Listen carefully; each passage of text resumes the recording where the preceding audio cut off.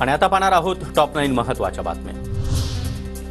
राज्यसभेच्या रिक्त जागेसाठी 25 जूनला पोटनिवडणूक होणार। प्रफुल्ल पटेल यांनी राजीनामा दिल्यानं रिक्त असलेल्या एका जागेसाठी 25 जूनला पोटनिवडणूक होणार। कोकण पदवीधर मतदार नोंदणीसाठी आजपर्यंत मुदत। सिंधुदुर्ग जिल्ह्यामध्ये 25 मतदान केंद्रांवर 26 जून रोजी मतदान होणार। मुंबईमध्ये 4 दिवस पावसाचा अंदाज। ढगाळ वातावरणासह ठाणे, पालघर, रायगडमध्ये देखील हलक्या स्वरूपाच्या पावसाची शक्यता। मुंबईतील कोस्टल रोडवरील बोगद्यामध्ये लागलेली गळती दुरुस्त। काल रात्रीच्या सुमारास बोगद्यामध्ये गळती।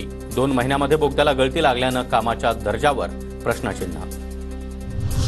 पुणे शहरामध्ये 10 जूनपर्यंत मनाई आदेश लागू। कायदा आणि सुव्यवस्था त्याचबरोबर कुठलाही अनुचित प्रकार टाळण्यासाठी मोर्चे, धरणं, आंदोलनं आणि उपोषणावर मनाई।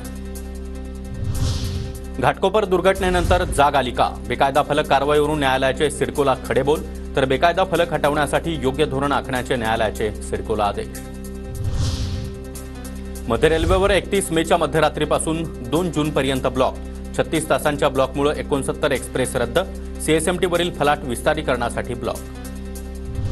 समृद्धी महामार्गावरून मुंबई ते नागपूर प्रवास शक्य होणार। समृद्धी महामार्गाचा इगतपुरी ते ठाणे टप्पा ऑगस्टमध्ये वाहतुकीसाठी खुला केला जाणार।